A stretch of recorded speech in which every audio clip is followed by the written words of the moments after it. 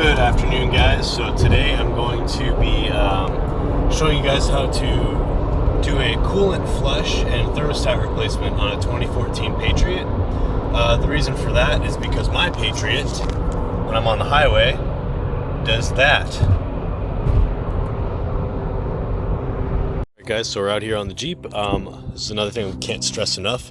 You're going to make sure that your Jeep is cold. You're going to touch the radiator cap, make sure it's cold to the touch. You're never going to open any of this stuff up when it's hot, right? Touch your upper radiator hose, make sure that's nice and cool. Make sure that everything is cool before you even start. So before anything, they designed this car halfway like garbage, so you're going to have to pull the entire front bumper off just so that you can do this. So you're going to start, you're going to remove these up top. There's going to be, I believe, 7 of these. They're a Torx screw. And then you're going to come in the wheel well, and you're going to remove these 3 7mm bolts, 1, 2, 3, and then there's going to be one on the inside of this plastic going upwards. So you're going to remove those 3 and the one going on the inside on either side. And then below here there's a plastic clip and a plastic clip that you'll just be able to pop out with like a screwdriver. So I'm going to set up a time lapse.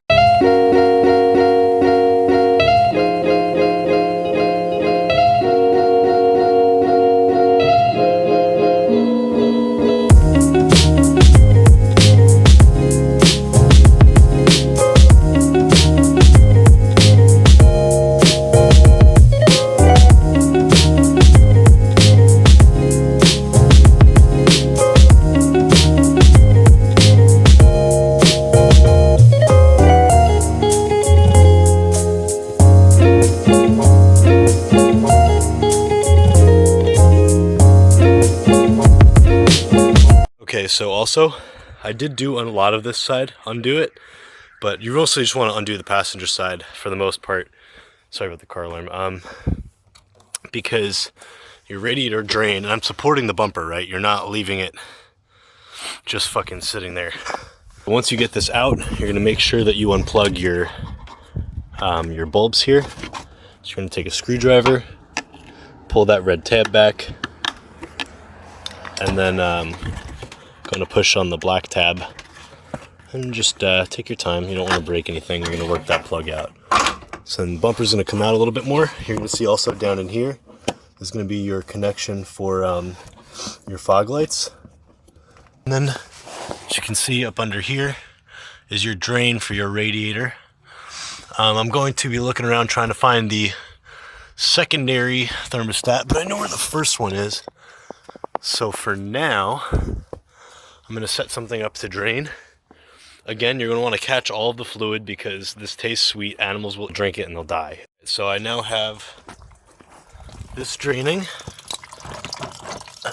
out the bottom here. It doesn't drain out of where you unscrew it. It drains out of there.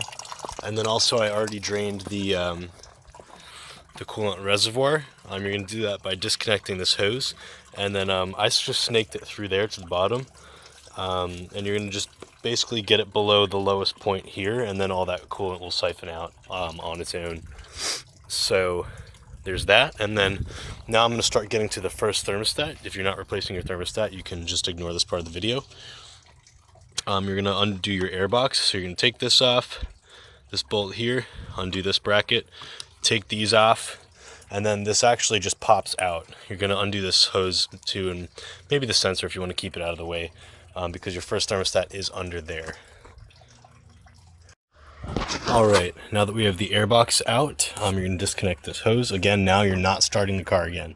Not until you have your air filter back on there, just because you don't want to risk getting debris in the engine. So now this hose here, this is your upper radiator hose, right? Coming off the radiator, snaking past the battery. You're going to take this hose clamp, you're going to back it off, and you're going to carefully take this off of your thermostat housing. Again, that's your first thermostat. If I had to guess, I'm going to guess that's my second thermostat right there. But weirder things have happened, so we're going to see. Okay, once you snake that hose off, I stashed it back here behind the battery. There's going to be a few bolts you want to get off. That one there. I believe that one down there. If you can. There we go. And I'm guessing also that guy down there, but I'm gonna pull them and I'll tell you which ones take this piece off here.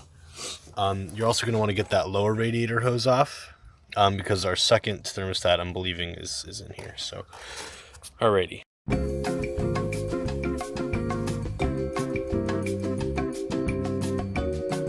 So learn from my mistake. That thing is gonna leak like an absolute pig when you pull it off. So just yeah, be careful that I moved my bucket. And so anyway, I have this piece here.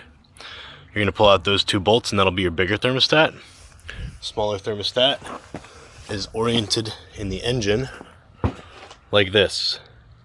However you pull it out, it's exactly how you want to put it back in. You do not want to get this backwards. So I'm going to put in my new thermostat. Alrighty, I just got this all done now. So also another thing is when you are retightening this, you're going to want to go from one side to the other side, back to the first side, and just keep going back and forth. This is my old thermostat. But you just want to go back and forth, make sure you compress that new gasket as evenly as possible. So same thing when you put this piece back on, you want to keep going from one bolt to the next. Almost as if you're doing your wheels. You're putting your wheels back on. You go in a start pattern. You go in a way that's going to minimize anything being wrong with it. So what I'm going to do now is I'm going to put my other thermostat back in the engine. And I'm going to go from there. Alright, so I got everything back together. I filled it up with water, right? And basically, turn on the engine. I'm letting it heat up. You can rev it up a little bit, not too much, but just a little bit to get it going. I still have the radiator cap off right now, strictly because I would like to see if I can get it to suck down some of that coolant, which it looks like it is. So then you put in your funnel and add a little bit more water until it doesn't take it anymore. And then once it starts to get hot and those thermostats open up, you'll see it suck down that water.